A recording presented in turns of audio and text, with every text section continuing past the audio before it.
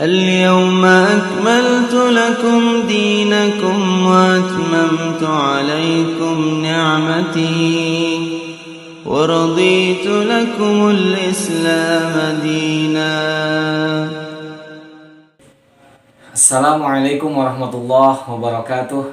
Alhamdulillah wassalatu wassalamu ala Rasulillah Sayyidina Muhammad ibn Abdillah wa ala alihi wa sahbihi ajmain, amma ba'du. Alhamdulillah, kita kembali lagi pada materi kita, yaitu tentang BTQ baca tulis Quran. Nah, alhamdulillah anak-anak, sebelum kita masuk materi, Bapak ingin menyapa kalian terlebih dahulu. Apa kabarnya? Alhamdulillahirabbil alamin. Mudah-mudahan kita selalu diberikan kesehatan oleh Allah Subhanahu wa taala. Baik, pada materi kali ini kita akan masuk ke materi kalimat bertanda waqaf atau membaca kalimat bertanda waqaf. Nah, alhamdulillah sebelumnya kita sudah mempelajari dari pengertian waqaf, tanda-tanda waqaf, macam-macam waqaf. Kali ini kita akan belajar membaca kalimat bertanda waqaf.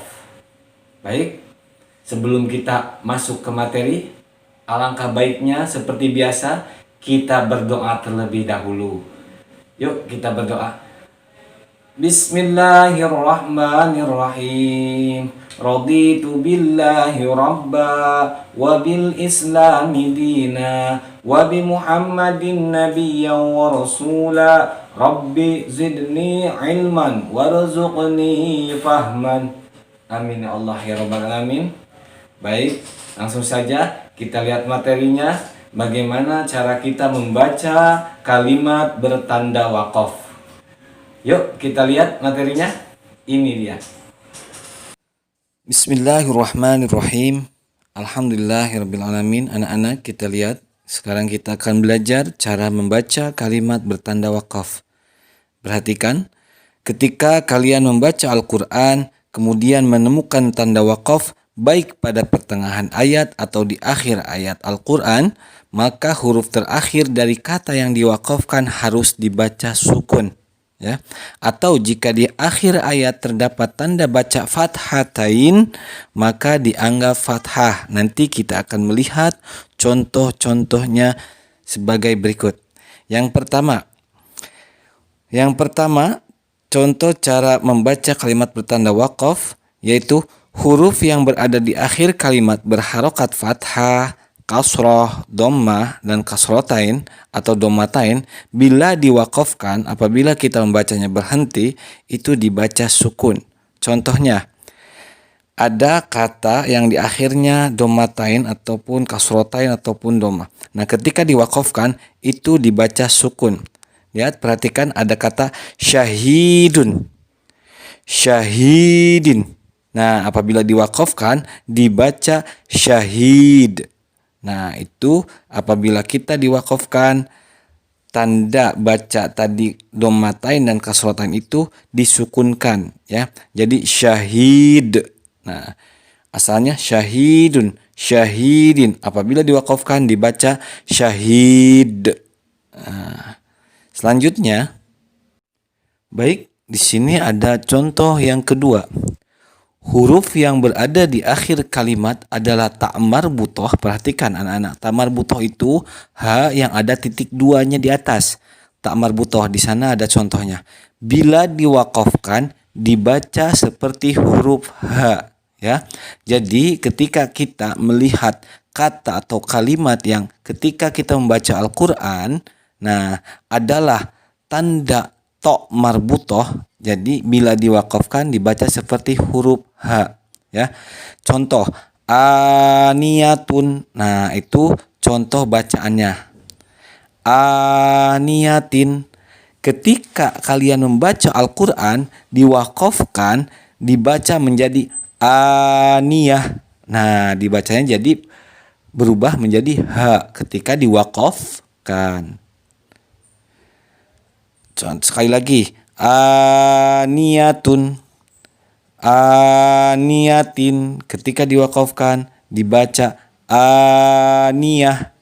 Nah, seperti itu. Yang ketiga, Huruf yang berada di akhir kalimat berharokat fathatain bila diwakafkan dibaca fathah atau membuang satu baris dari fathatain tersebut dan dibaca 2 ketukan. Nah, ini contohnya begini. Ketika kita membaca Al-Quran dan kita berhenti di kalimat yang seperti ini, hakiman. Nah, itu jangan dibaca hakiman ketika kalau kita diwakafkan, tetapi dibaca hakima. Nah, itu yang dimaksud atau disebut dengan mad iwad ketika mewakafkan fathatain. Nah, dibacanya dibuang salah satu fathah, baris fathahnya, jadinya hakima. Nah, ketika kita mewakafkan apapun kalimatnya, ketika fathatain bertanda fathatain, hakiman. Nah, ketika diwakafkan dibaca hakima. Nah, cukup hakima ketika kita membaca Al-Quran bertanda seperti itu dan diwakafkan. Baik, selanjutnya yang keempat, yang terakhir dari contoh cara membaca kalimat bertanda wakaf, yaitu adalah kalimat yang huruf akhirnya bertasydid bila diwakafkan dibaca sukun dengan menekan bacaan. Contoh, al-ghaniyu. Nah, di dalam kalimatnya ada kata al-ghaniyu.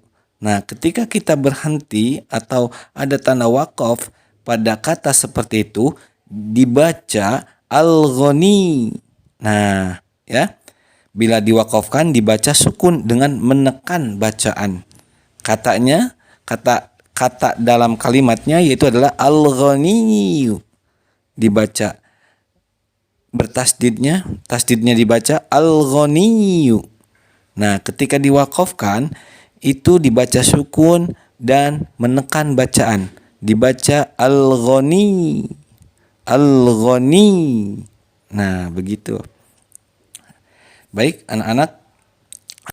Alhamdulillah, itulah tadi kita belajar cara membaca kalimat bertanda wakaf. Tadi yang kita pelajari itu adalah contoh-contohnya. Alhamdulillah. Kesimpulannya dari materi pelajaran ke-1 ini kita lihat. Baik, alhamdulillah. Jadi kesimpulan daripada materi pelajaran ke-1 kita yaitu 1. Wakaf menurut bahasa artinya menghentikan. Sedangkan menurut istilah ilmu tajwid, wakaf ialah menghentikan bacaan di akhir kalimat agar bacaan menjadi sempurna dengan niat meneruskan bacaan selanjutnya. Wakaf bisa juga terjadi karena menghentikan bacaan untuk mengambil nafas sebentar lalu mengulangi dan meneruskan bacaan. Nah, selanjutnya dari kesimpulan dari kita belajar wakaf, ada yang disebut dengan macam-macam wakaf, antara lain wakaf tam, wakaf kafi, wakaf hasan, dan wakaf qabih. Wakaf tam artinya berhenti sempurna, maksudnya ialah menghentikan bacaan pada kalimat yang sempurna, tidak ada kaitannya dengan kalimat sebelum atau sesudahnya, baik lafal maupun kandungan maknanya.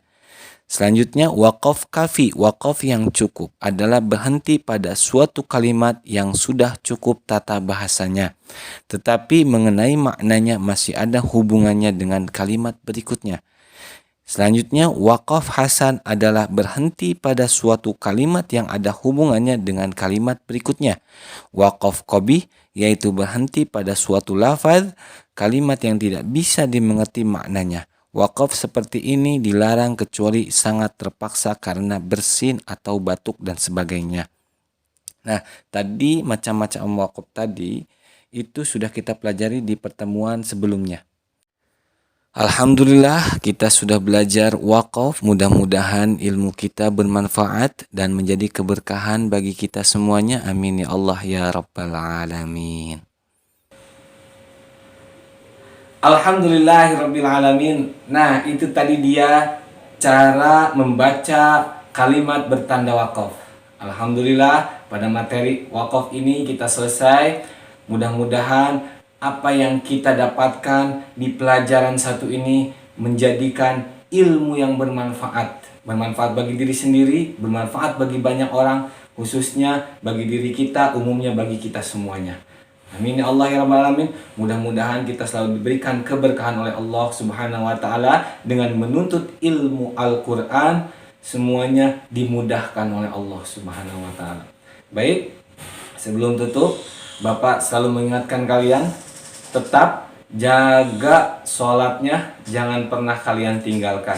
Dan selalu doakan kedua orang tua, mudah-mudahan orang tua diberikan kemudahan, kelancaran, kesehatan, selalu ada dalam lindungan Allah Subhanahu wa taala.